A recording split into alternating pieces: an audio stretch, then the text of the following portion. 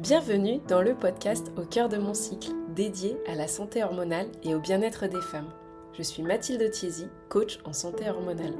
En 2017, suite à des lésions d'endométriose, j'ai perdu mon rein droit, un électrochoc qui m'a propulsée vers un chemin de transformation. Aujourd'hui, maman de 2 enfants, je me suis formée pour donner la parole aux femmes, les accompagner et leur rappeler à quel point elles sont puissantes. Dans ce podcast, vous trouverez des épisodes en solo. Mon souhait est de vous aider à mieux connaître et mieux comprendre votre corps et à cultiver un équilibre hormonal optimal. Vous trouverez également des épisodes avec des invités.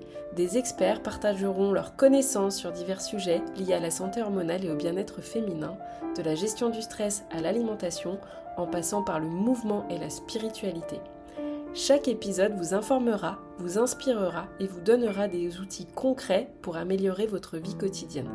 Restez à l'écoute pour des conversations enrichissantes, des conseils pratiques et des moments de connexion visant à illuminer votre parcours vers une vie épanouissante. N'oubliez pas de vous abonner pour ne manquer aucun épisode et rejoindre notre communauté sur Mathilde Ando Bloom. Merci d'être à mes côtés dans Au cœur de mon cycle pour explorer ensemble les merveilles et les défis de la vie féminine. Je suis ravie de vous accompagner dans ce voyage. Bonjour à toutes, bonjour à tous, je suis ravie de vous retrouver pour un nouvel épisode de Au cœur de mon cycle et aujourd'hui j'avais très envie de vous parler de déconnexion parentale. Alors évidemment ça va être un épisode qui s'adresse un peu plus aux parents, donc aux mamans, aux papas, aux coparents et sur pourquoi en fait s'autoriser à lâcher prise, ça va être essentiel pour soi mais aussi pour ses enfants. Avant qu'on commence, j'ai quand même une question à vous poser. Quand est-ce que vous avez pris du temps pour vous, sans enfant, sans planning, sans responsabilité, pour la dernière fois? C'était quand? Moi, c'était il n'y a pas si longtemps, c'était fin août, et j'enregistre cet épisode au mois de septembre. Et bah voilà, c'était super, parce que moi, c'est vrai que j'ai quand même cette vision, un peu depuis que mes enfants sont nés, d'être une maman un peu dans la fusion, dans pas une disponibilité constante, mais c'est vrai que je suis quand même beaucoup avec eux, étant donné aussi notre modèle familial, le fait qu'on n'ait pas de famille présente en fait à Toronto, là où on habite. Euh, faut aussi se rendre compte que le fait d'être un peu dans cette hyper disponibilité, c'est peut-être pas le bon terme, mais d'être en mode oui, toujours là, bah, c'est pas toujours forcément un avantage en fait pour les enfants, ni pour le parent finalement, ni pour moi. En tout cas là, je vais vraiment parler de moi, amener ma vision et comment vraiment ces moments pour moi m'ont vraiment changé la vie, je peux le dire. Donc la déconnexion parentale, ça va être vraiment de pas, en tout cas moi c'est comme ça que je le vis, de pas, c'est pas du tout que j'abandonne mon rôle de maman, c'est de retrouver un espace pour moi euh, et moi, c'est tout, tout simplement.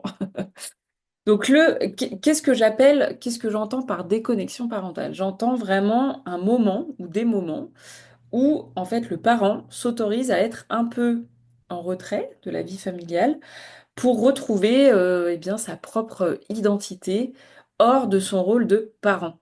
Voilà, de faire autre chose. Donc c'est pas le fait de pas être investi, pas du tout. C'est pour moi un moyen de revenir beaucoup plus disponible et aligné avant de partir. Parce que évidemment, ce que nos enfants ont besoin, c'est pas des parents complètement épuisés, c'est des parents eh ben, plutôt équilibré, je vais dire.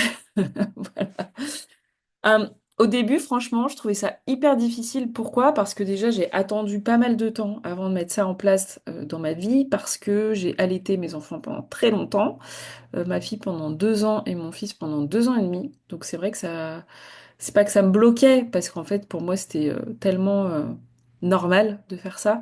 Mais voilà, il y avait déjà cette raison-là. Ensuite, il y avait cette raison un peu de culpabilité, en mode, mais si je m'éloigne d'eux, si je prends du recul, entre guillemets, je vais être une mauvaise maman. Alors que pas du tout. Il y a quand même aussi, il faut le dire, une espèce de pression sociale, de se dire, ah, faut que la mère, enfin, en tout cas, que les parents soient vraiment toujours présents, toujours disponibles, toujours à l'écoute, tout ça, tout ça. Ensuite, il y avait ce côté charge mentale de se dire, mais en fait, je vais pas arriver à vraiment couper parce qu'il y a tellement de choses auxquelles il faut penser tout le temps, toujours.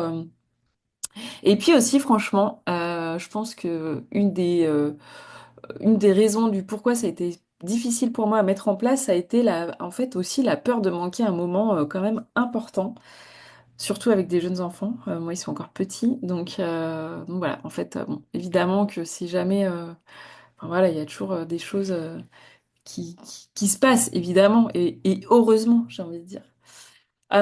J'ai quand même identifié pas mal de bénéfices pour le parent qui fait la déconnexion parentale. Alors, encore une fois, moi, je parle de moi dans mon rôle de maman, mais le papa, le coparent, évidemment, tout le monde, voilà, devrait et pourrait bénéficier de mettre ça en place.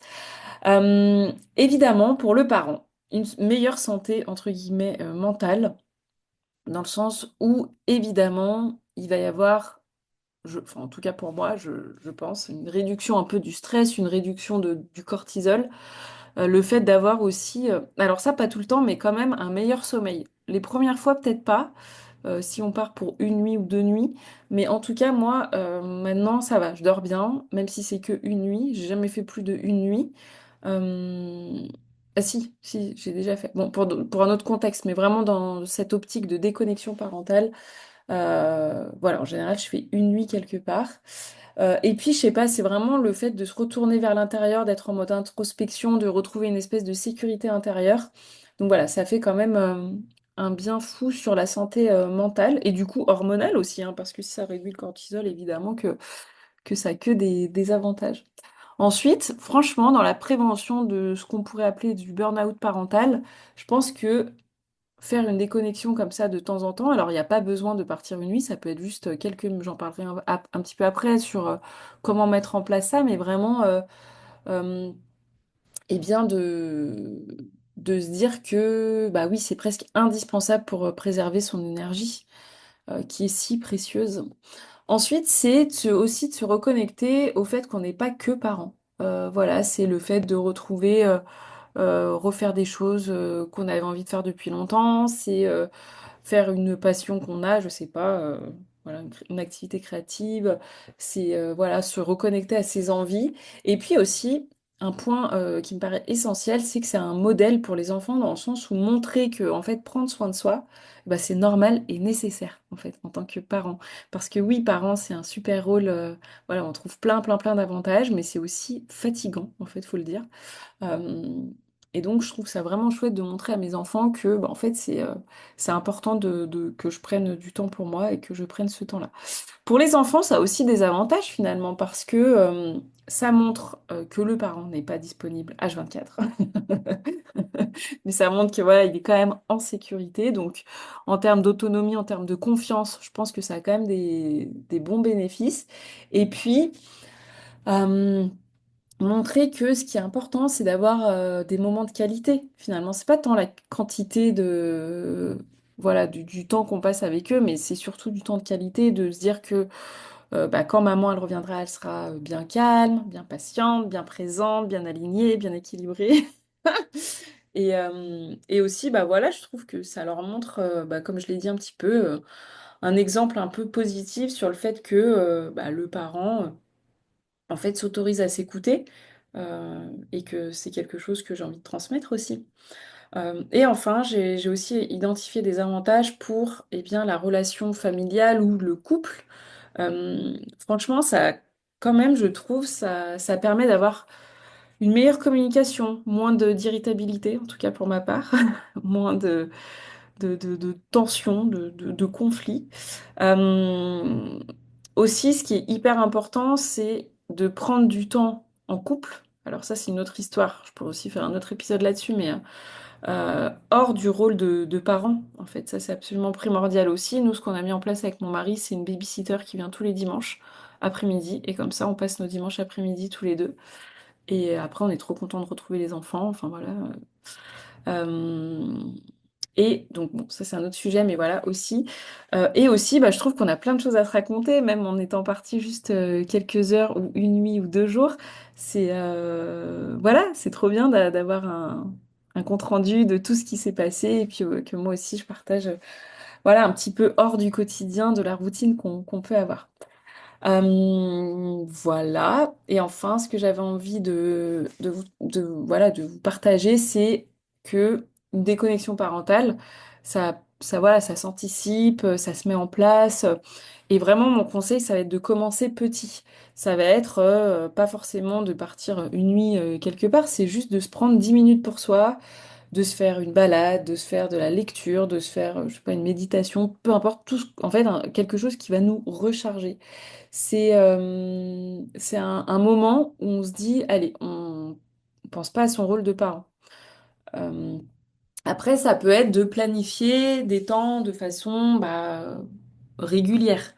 Par exemple, un soir par semaine, de se faire une activité sans enfant, que ce soit, je sais pas, un week-end par mois au début, même voilà, pour recharger.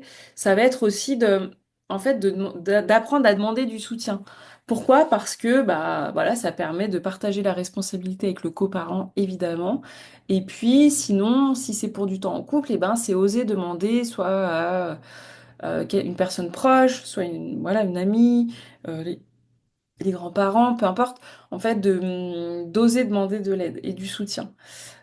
Ensuite, de communiquer avec les enfants, de leur expliquer pourquoi, eh bien, vous voulez prendre du temps pour vous. C'est pas du tout un abandon, c'est un besoin presque, ouais, comment pourrais-je dire? Un besoin, oui, naturel en fait, hein. Un besoin pas voire même indispensable en fait. Et puis voilà, sur le fait de communiquer avec ses enfants aussi, leur montrer qu'en fait, bah, hop, je vais revenir beaucoup plus disponible et beaucoup plus sereine quand je suis partie, quoi. Et puis surtout, se déculpabiliser. Toujours se rappeler qu'un parent reposé est un meilleur parent. Ça, on n'a pas de doute là-dessus. Et puis aussi faire un peu l'idée avec cette idée qu'on peut avoir ouais, voilà, on peut pas tout donner en fait sans se vider. Voilà, on a besoin de se recharger. Ça permet d'avoir une espèce ouais, de message, de vision à transmettre à nos enfants sur le fait que on peut aussi casser un peu ce schéma de parents qui sont complètement épuisés ou effacés en fait. Euh, Ça permet, voilà, encore une fois, euh, de transmettre plein de choses à nos enfants, surtout sur ce côté un peu, oui, transgénérationnel peut-être, où nos parents, nos grands-parents, en fait, ils étaient, bah, voilà, tellement dans le faire de la société que bah, voilà, on a le droit aussi de nous casser un peu ce schéma, de leur dire que l'équilibre, ça va être plus important que le sacrifice, que oui, ils ont le droit de prendre soin d'eux, que c'est même primordial, que bah, voilà, la santé, c'est ce qu'on a de plus cher au monde, et aussi de demander de l'aide, de poser des limites. Donc tout ça, c'est voilà, des choses que j'ai envie de transmettre aussi à mes enfants. Pour conclure, qu'est-ce que je pourrais vous dire? Bah, que en fait, la déconnexion parentale, c'est ouais, un acte d'amour de soi, en fait. Pour soi, pour son couple, pour son équipe familiale, pour ses enfants. C'est une manière de dire, en fait, que je prends soin de moi pour mieux prendre soin de toi, finalement. C'est vraiment ça. Euh, et en fait, j'ai vraiment envie de vous offrir en fait un espace pour une invitation, en fait, de vous dire quel moment est-ce que vous pourriez vous offrir cette semaine, de d'écrire 3 choses que vous aimez faire, qui vous rechargent, que vous faites pas assez. Bah voilà, ça pourrait déjà être un super super bon début. Et puis voilà, il y a un épisode, voilà, regardez dans les épisodes, mais il y en a quand même pas mal où je parle de justement bah, la présence à soi avec Virginie. Voilà, il y en a d'autres sur le cycle aussi, se connecter à son cycle, parce que ça aussi, ça va être un super moyen de prendre soin de soi. Enfin voilà, c'est vraiment.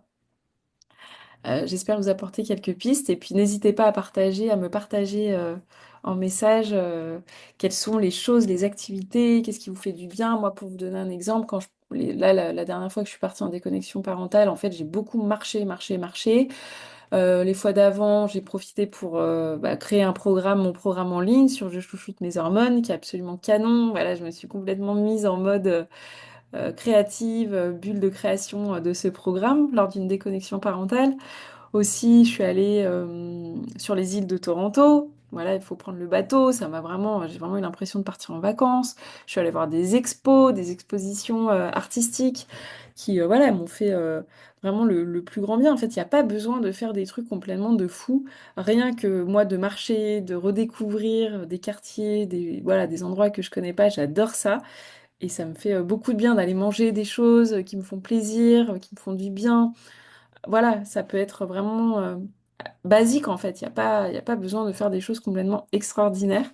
En tout cas, je vous souhaite de bien prendre soin de vous et de bien arriver voilà, à vous reconnecter sur tous les plans avec vous, avec vos enfants, pour votre équilibre familial. Allez, bah prenez bien soin de vous et je vous retrouve très bientôt pour un nouvel épisode. À bientôt! Cet épisode est fini. Merci infiniment d'avoir rejoint cette aventure au cœur de la santé hormonale et du bien-être féminin. Ensemble, nous avons exploré les mystères et les défis de la vie féminine en mettant en lumière le pouvoir et la résilience qui résident en chacune d'entre nous. Je vous encourage à continuer à cultiver cet équilibre hormonal optimal, à écouter votre corps et à prendre soin de vous avec compassion et bienveillance. Rappelez-vous toujours que vous êtes votre meilleur allié dans ce voyage. N'hésitez pas à partager cet épisode à une femme qui pourrait être intéressée. Continuez à vous connecter avec notre communauté sur Mathilde Ando Bloom où vous trouverez des ressources supplémentaires, du soutien et des encouragements pour votre cheminement personnel. Je suis vraiment honorée de faire partie de votre parcours et reconnaissante de la confiance que vous m'avez accordée en me permettant de vous accompagner dans cette quête de santé et d'autonomie. À bientôt pour de nouveaux épisodes où nous continuerons à explorer ensemble les merveilles de la vie féminine.